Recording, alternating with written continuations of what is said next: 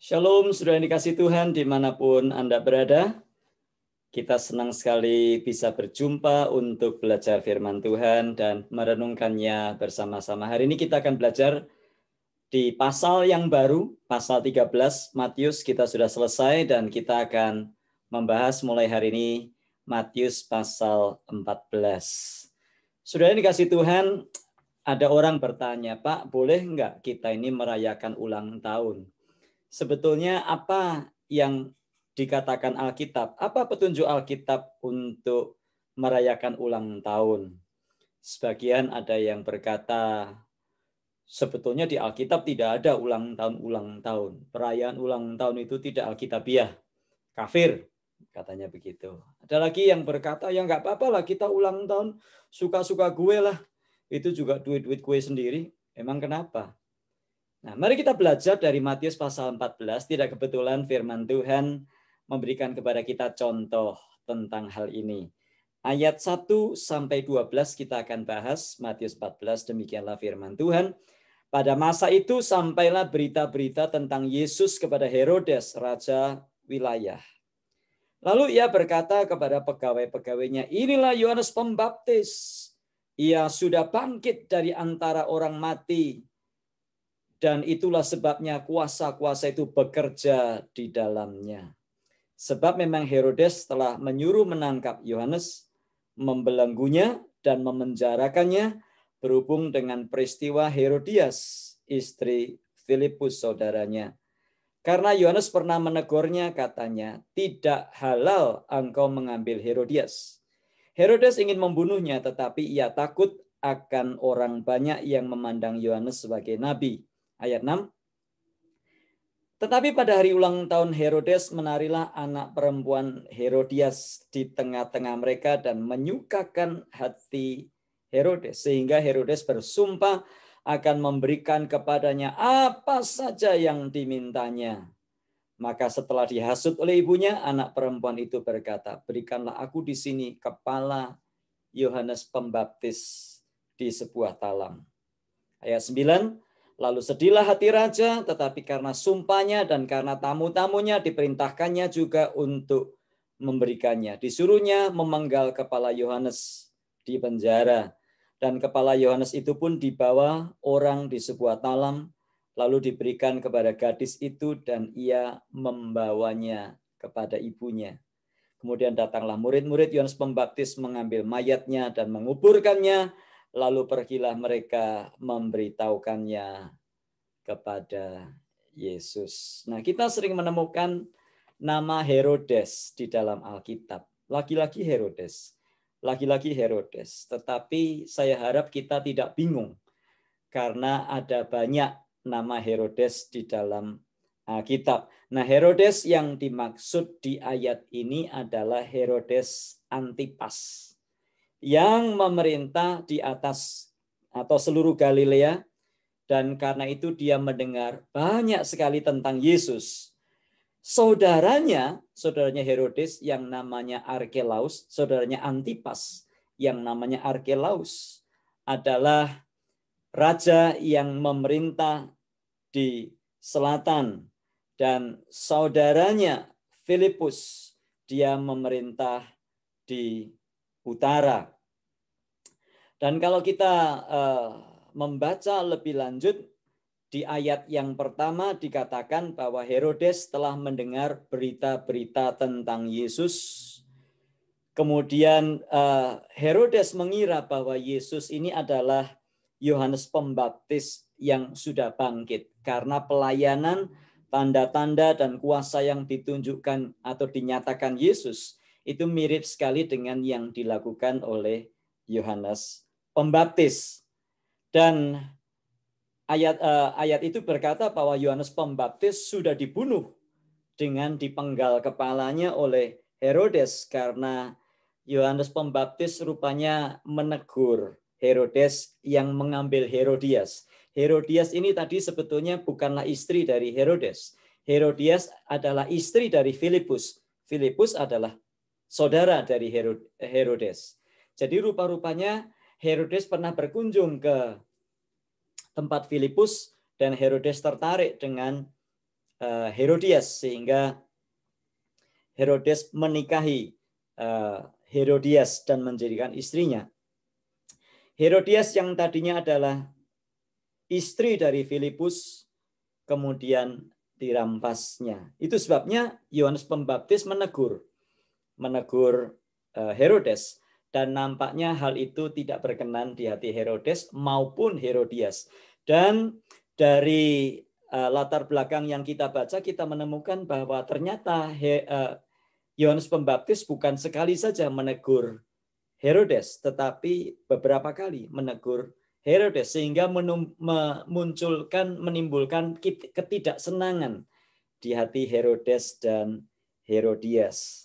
Akhirnya Yohanes Pembaptis dipenggal kepalanya. Sayang sekali ya, kita melihat di sini bahwa teguran yang diberikan harganya sangat mahal. Nyawanya Yohanes Pembaptis adalah taruhannya. Mulanya Herodes takut membunuh Yohanes Pembaptis karena orang-orang menganggap Yohanes Pembaptis itu sebagai nabi.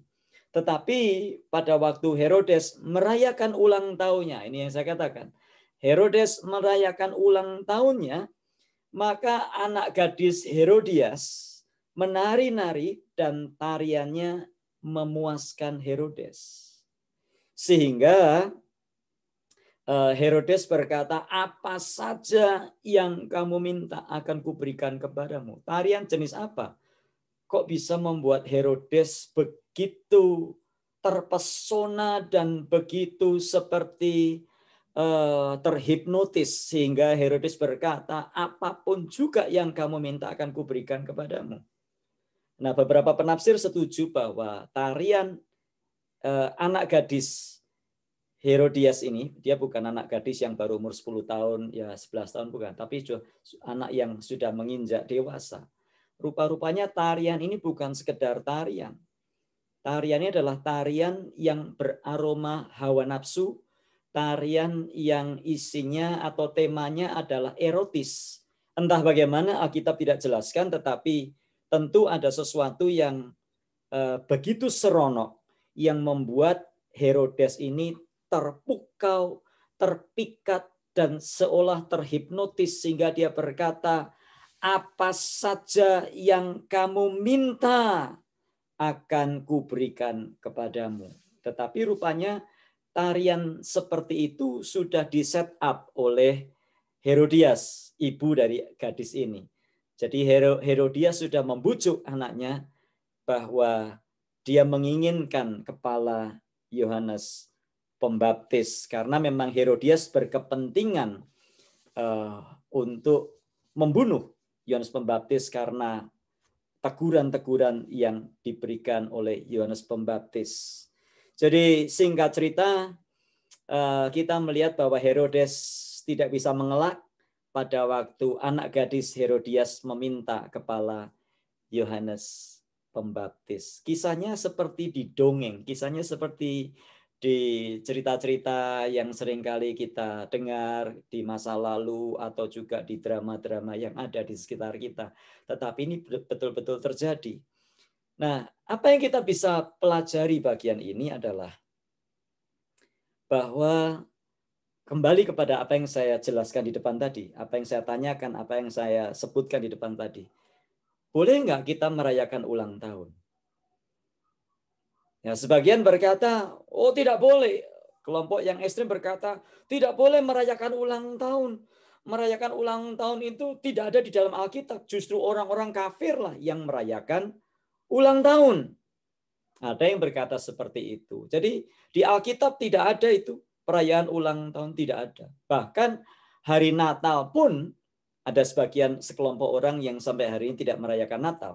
Karena tidak ada perintah untuk merayakan kelahiran Kristus. Ya boleh-boleh saja kan. Kalau seseorang melarang atau seseorang tidak merayakan ulang tahun, boleh-boleh saja kan, itu haknya mereka. Tapi di lain pihak ada yang merayakan ulang tahun seolah-olah hari itu adalah hari yang luar biasa, hari yang bebas untuk berbuat apa saja yang kita inginkan dalam rangka merayakan ulang tahun. Ada yang merayakan ulang tahun dengan mabuk, dengan minum-minuman sampai mabuk, sampai lupa diri.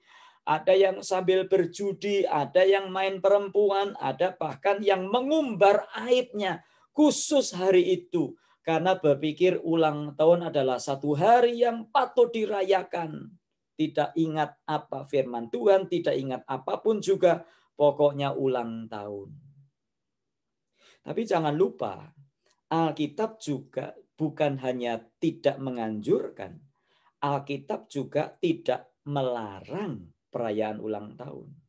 Jadi kalau toh kita merayakan ulang tahun, lakukanlah itu untuk memuliakan Tuhan. Karena ulang tahun seharusnya dimaknai sebagai pengingat untuk kita menyadari bahwa usia hidup kita itu semakin hari semakin berkurang, bukan semakin bertambah. Betul, jumlah umurnya semakin bertambah, tetapi sebetulnya secara filosofis, sebetulnya usia kita itu makin berkurang.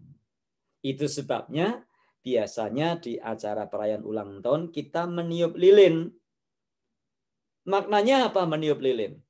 Kalau meniup lilin, lilinnya harus dinyalakan dulu. Artinya lilin yang dinyalakan dan lilin yang terbakar adalah maknanya adalah bahwa hidup kita semakin lama semakin habis, semakin meleleh habis dan habis.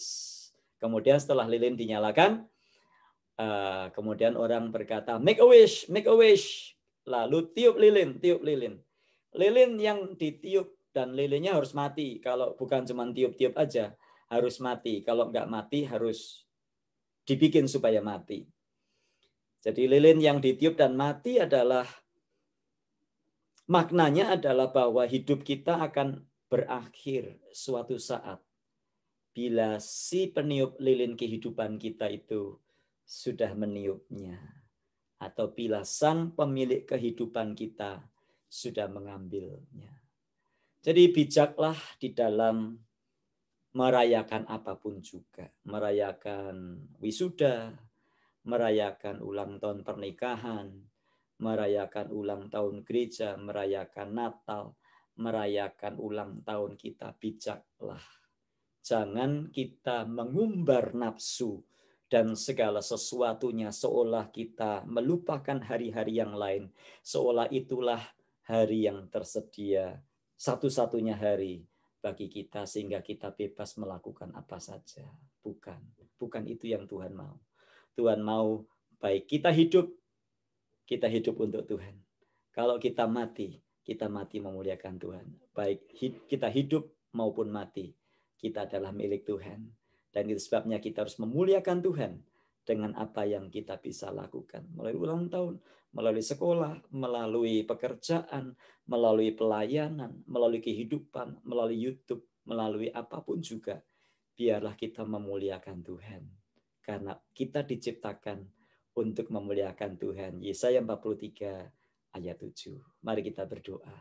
Tuhan, terima kasih untuk bahasan yang sangat-sangat indah di mana Engkau mengingatkan kami melalui kehidupan Yohanes Pembaptis, melalui kehidupan Herodes Antipas, betapa kami diingatkan bahwa ada banyak dalam hidup kami ini, kami dicobai untuk melakukan apa saja sampai kami tidak ingat siapa kami.